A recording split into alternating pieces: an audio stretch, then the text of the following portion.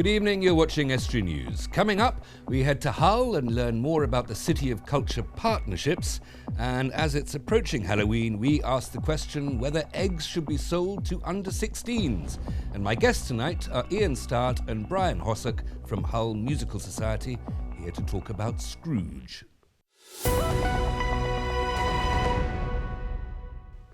Welcome to Estuary News. I'm Hugh Richards. Time now for the news headlines.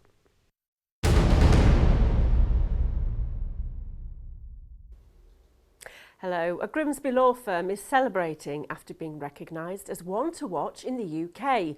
Wilkin Chapman is now one of the largest regional firms outside of London. Its new CEO, Des Mannion, says it's a great achievement for the town and the firm.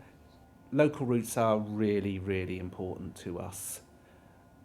We are the largest firm in North Lincolnshire and South Yorkshire, and the size probably doesn't matter as much. Our local clients, in terms of private clients and corporate clients, are really, really important to us. So that will continue to be part of our focus and part of our strategy going forward. A leisure apprenticeship has been launched between Links Inspire and the GMB Union. 6 new apprentices will be employed to work across Links Inspire managed facilities in North East Lincolnshire. The Steelworkers Union community is taking its campaign to London. Dozens of members will lobby MPs ahead of an Opposition Day debate on the steel industry. It's hoped the government will give a sign to steel producers that the industry has a future.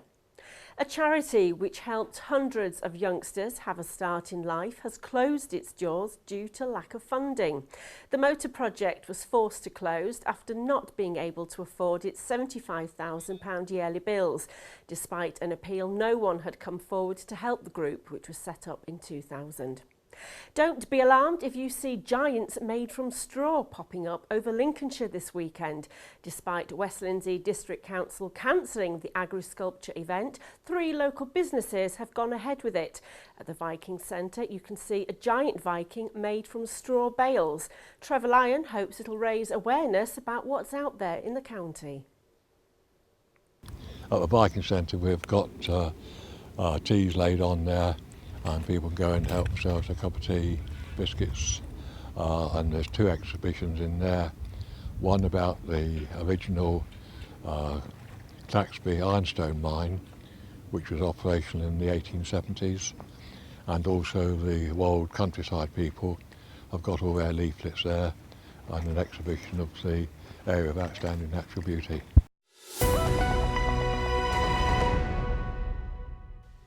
As the Hull City of Culture looms ever closer, a number of partnerships have been announced to show how many people are supporting the City of Culture organisation. We sent Dave Nunn to the Hull Truck Theatre to find out exactly what it means for the city and beyond. With just over a year to go, the pieces are falling in place for Hull's year in the limelight as City of Culture 2017. At an update on the team's progress last week, one thing that was unveiled was the brand for 2017, which was created in consultation with local people. We went through a process at the start of our brand development a few months ago by going and talking to lots of different groups, not to say what colour do you think it should be, not to say what font do you think it should be in, but actually to go, what does this year mean to you? What do we need to do to engage your neighbour, your friend, your relative who doesn't know what City of Culture is yet, doesn't know. They may have heard about it, but doesn't know what relevance it'll have to them. And this process of engagement really opened our eyes to, if you try to distill Hull down into one single thing, once you've ruled out Chip Spice and the Humber Bridge, you really can't. And therefore, you're a fool if you go on a branding process trying to do just that. Chief Executive of Hull City of Culture Martin Green says he wants to export the Hull brand across the UK and beyond. So will this brand help to do that? City of Culture Chair Rosie Millard seems to think so. I think it's terrific. I think it achieves everything we wanted to do and more. I mean, it's memorable, it's charming, it's easy to read quickly, it's very user-friendly. You can use it on a badge, on a bag, on a t-shirt, and it comes in a range of colours. And also, importantly, there's a version of it used for the community. which I really hope will be taken up and used with great enthusiasm across Hull. One thing that became clear during the event was the amount of backing Hull will be getting from big national and international organisations, such as BP and the British Arts Council. Rosie says these partnerships are key in turning Hull 2017 into what she calls a juggernaut. It's very important to have big names, big national brands such as BP and the BBC. We've also got Yorkshire Water. We've also got Hull City Council. I mean, it is very important to have big players behind us, because I can tell you that the Hull City of Culture 2017 is a juggernaut which is going to roll into the city and change people's lives. And we need lots of money to do that, and we need media backing, and we need these big names to help us. For BP, which has an operation in Hull, it's about using its big name status to help bring arts and culture from further afield into Hull, and to get its local workforce involved. Well, we have supported arts and culture for over 40 years here. We partner with 4 major institutions in London, and we're hoping to bring some of those partnerships up to Hull to partner with them to create a very creative programme for 2017. We'll be very engaged with the programme. We'll help to find different ways to bring positive impact to the programme.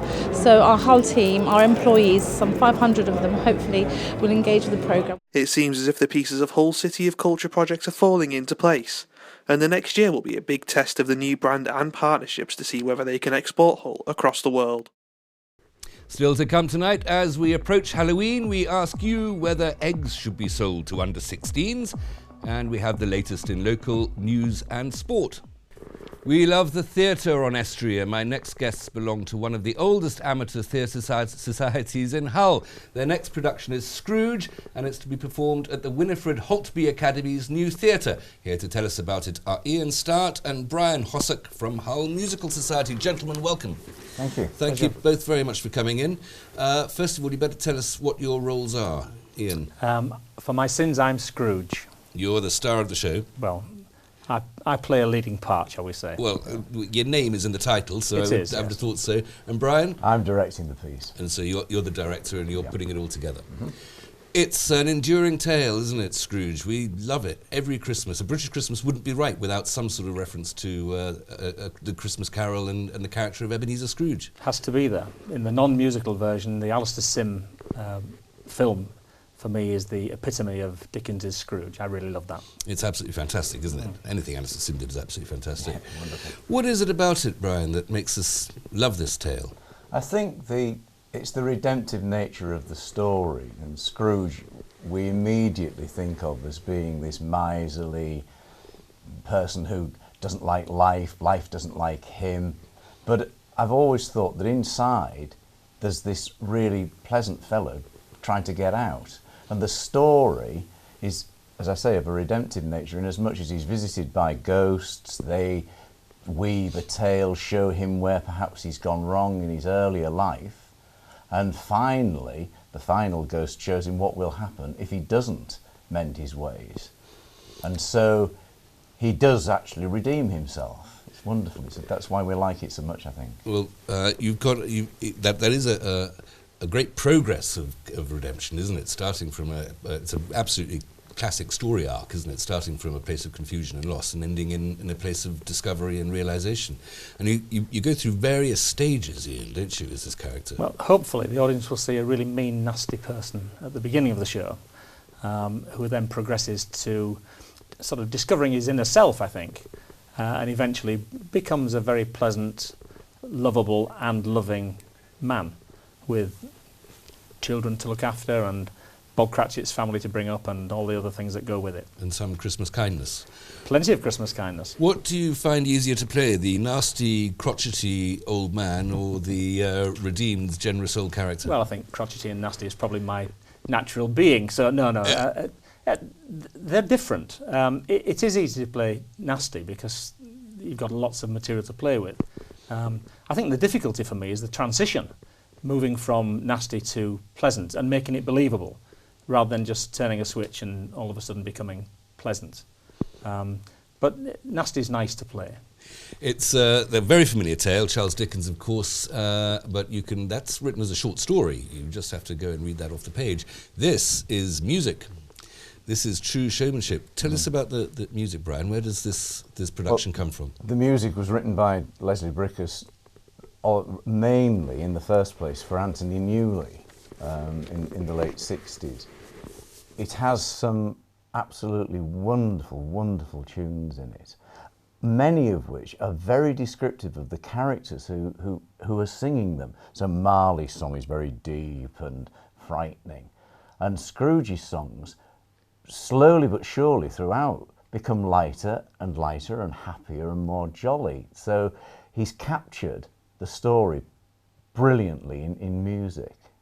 And Ian, you've gone to severe lengths to prepare for this part. I notice you're growing your mutton chops. Yes. I don't normally look like this. Yes, I have. It's easier than sticking hair on every night and having to take it off again. Just not shaving for 3 weeks beforehand? Just not shaving for a few weeks. Yeah, my wife hates it, by the way. So okay. We'll talk more about this after the break. Don't go away. We'll come back then. Join me then, because with Halloween approaching, we asked the question whether eggs should be sold to under 16s. They do tend to throw them, and we'll bring you all the latest local sports news.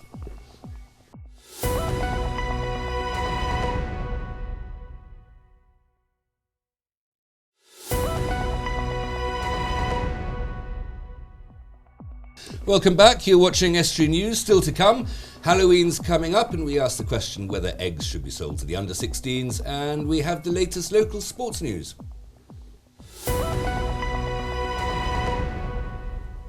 Still with me in the studio are Ian Start and Brian Hossack from Hull Musical Society. Quite a logistical enterprise putting on a production like this. Brian, how many people are involved? All together, on stage and backstage, around 25. And that's not a cast of thousands, clearly, but a cast of, I can think of 4 ghosts, 1 Scrooge, a Bob Cratchit and his family. Is that pretty much the cast? There are lots and lots of people in the street scenes, people who all owe Scrooge money. So there are a pair of sisters, 2 do-gooders, Jolly Good and Hearty, who try to get money from him and he won't give them it. Dickens came up with fantastic names, Wonderful didn't he? names, yes. Jolly Good and Hearty. There are 2 others as well who are very important to the tale, and that's young Ebenezer and his girlfriend Isabel, who are played by the same people as play Scrooge's nephew and his wife later on. Because one of the aspects of the story is that Scrooge is the way he is because he'd had his heart broken as a young man. Yes. That's correct, yeah. I mentioned when I was introducing you that your society is one of the oldest around. 1897, I think. We think the oldest in the area, yes. What is its history and how's it been? Formed in 1897 when music hall was in its infancy, really, in the UK, and it performed Gilbert and Sullivan operettas, and did that right through the early part of the 19th century. Well, that would have been when Gilbert and Sullivan was still around writing operettas. Yeah, and performed right up until the 2 wars. They were the only breaks, really, and then continued straight after the war, but moved on to other musicals as people like Rodgers and Hammerstein started to produce their music.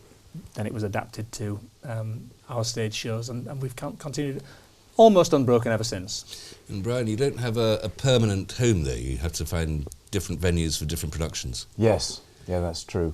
But finding a permanent home is a very, very difficult thing. I mean, the ideal would be to build your own, but of course, not really a possibility, unfortunately. Financially, anyway. Well, no. You've got this production is in a new venue for you. The Scrooge production is in the. Just remind me again. In the theatre at the Winifred Holtby Academy on Midmere Avenue. And have you worked there before? No. Is it a good theatre to be in? Do you feel that it's got the right spirit? It has got some of the most wonderful equipment. The lighting and so on. The sound is absolutely superb. So yes, it is. It's a good venue. And future productions, what's on the cards? Well, our next event is that we're performing a concert at Christmas on the 22nd of December. We lost one of our members early this year through cancer, and she was supported to a great degree by Macmillan Cancer Support. So we're going to raise funds for them at Christmas, and we're using some voices from ourselves, and we've joined forces with Beverley Musical Theatre and another group called Cantabile, who is directed by our own musical director. So it'll be 3 choirs combining in a Christmas carol concert. That really will be the massed choirs, eh? It will. Okay. Must just mention again, this production of Scrooge, let's just make sure people know where and when to go. What are the dates? 28th of this month, that's tomorrow night, our opening night, through to Saturday the 31st of October. We have a matinee on Saturday at 2:30, but every evening performance is 7:30. And the ticket prices are £9 and £6 for children.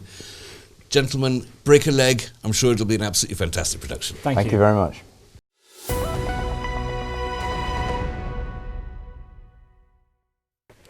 Many shops refuse to sell things such as flour and eggs to youngsters on the run-up to Halloween. Of course, they're used by pranksters, but not everyone is delighted at the mess left behind. We went out on the streets of Grimsby to find out your opinion on whether shops should not sell eggs to the under-16s. No, because I don't think many teenagers throw eggs at windows anymore. I don't think there's a problem with that. Yeah, probably should, yeah. Yeah, I'll agree with that, yeah. Yeah, why? Why do you think it should stop? Well, they just make a mess of your house, don't they? Throw them at your windows. And It's trouble causers mainly, aren't they, really? I mean, I know I were when I was under 16 anyway. Because they're just like chucking them everywhere and causing damage to places, and they are actually horrible when they throw them at your houses. Probably because of immaturity. So do you think it would help by not selling them to them? Yeah. I think I wouldn't object to them doing it to solve that problem. No. No? Okay. Yeah, especially around Halloween. Yeah? Yeah. Why? Because I'm sick of them on my glass. Could do, might stop it, but we try it. If it doesn't work, then just sell them again. Well, in some senses, yeah, but it depends what for. If they know it's near Halloween, then yeah, maybe. But if it's not, then don't see the problem with it. Now, joining me as usual for a daily look at the news is Emma. Emma. Hello. What have you found? Well, most people in this area will know that this time of year is the time when the seals arrive at Donanook for the birthing season. 2 pups have been seen in the sand dunes down at Donanook, but as always, people want to flock down there and see them all. They're very beautiful animals, yeah. They are very beautiful, but obviously they are a wild creature and can be very protective over the young. So I know usually the Lincolnshire Wildlife Trust try and dissuade people from going down there. But basically, they do have a viewing area from which you can go and watch them. So at the moment, there are 2 pups down there on the dunes. And obviously, usually the seals are living in the North Sea, feeding out on the fish at Dogger Bank, and then they come into Donanook to breed every year. So you will get a chance to see them without disturbing them if you go on the viewing platform. Excellent. And you don't want to disturb them because those are very big teeth. Yeah. Luckily, they've got, we've been down, but they've got barriers, yes, thankfully. I know. Yes. But if those barriers ever come down, they you can't, and the seals. They can't run very fast, but it's a nasty bite. It sounds like you've been bit by one. I've been close. You don't want to tickle them under the chin, tempting as it is. No, don't do that. Another one is there's a dog rescue centre in East Hull that's facing closure. Another charity I mentioned in the news about the motor project in Grimsby, we mentioned it yesterday. This animal rescue centre is closing. Again, it relies on donations. It's not getting the money in, therefore it can't keep going, because it hasn't got the money to feed the animals, the vet's bills. So sadly they're closing, and they've been running since 2009. This is another sign of hard times, isn't it? It is. Not Dickensian reference there inadvertently, but this is people just can't afford to support these charities. No, and like they said, their basic costs are £2,000 a month. They usually do street collections and, rely on people giving money in. But people just aren't giving, sadly, and they're going to face closure. It's also, since we're in a prematurely Christmassy mood, it's a reminder that dogs are for life and not just for Christmas. Exactly, and obviously the run up to Christmas, these rescue centres tend to see more dogs on the streets because people think, oh, let's make way for a new pup, let's get rid of the old dog. Sadly, this one, I don't know what is going to happen to the animals that they currently have got. but I think they're sort of like going off to other rescue centres within the city. Well, we're both dog lovers, I know. That's a very sad story. It is very, very sad. Got time for another one? Yes. The blaze at Eleanor Street, the former art school, which happened at the weekend in Grimsby. Yes. Obviously, the art school, before that, it was not a grammar school, but a school. But it was also where John Hurt went when he lived in the town. Large blaze. It's been declared that it was arson.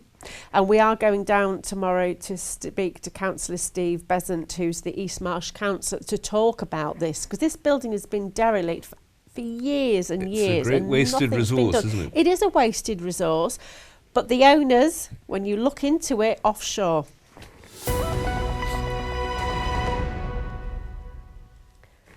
Time now for the sport.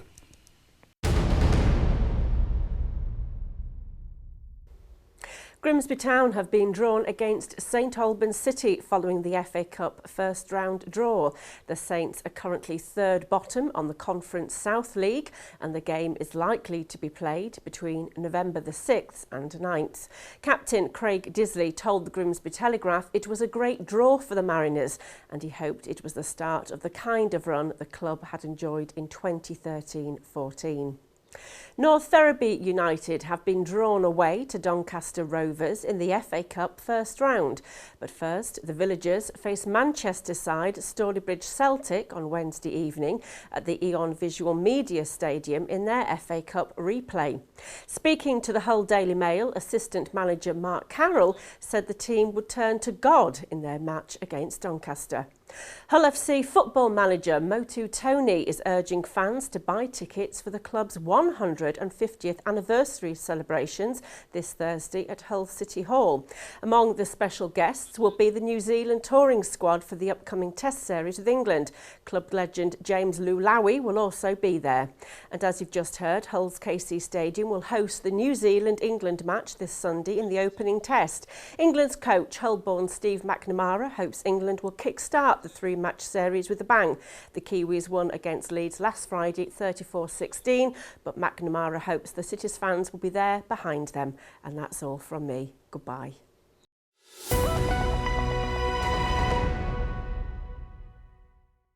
If you've a story for us, Facebook, Twitter pages, email news@estuary.tv or phone 0147231 553. Until tomorrow, good evening.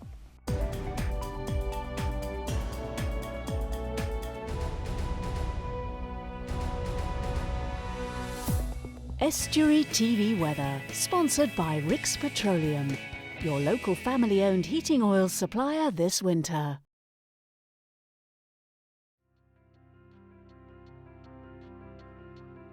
Hello and welcome to Estuary TV's weather. A dull and damp start for Wednesday, with outbreaks of rain through the day, turning heavy at times and highs of 14 degrees Celsius. Wet and windy for most of Thursday.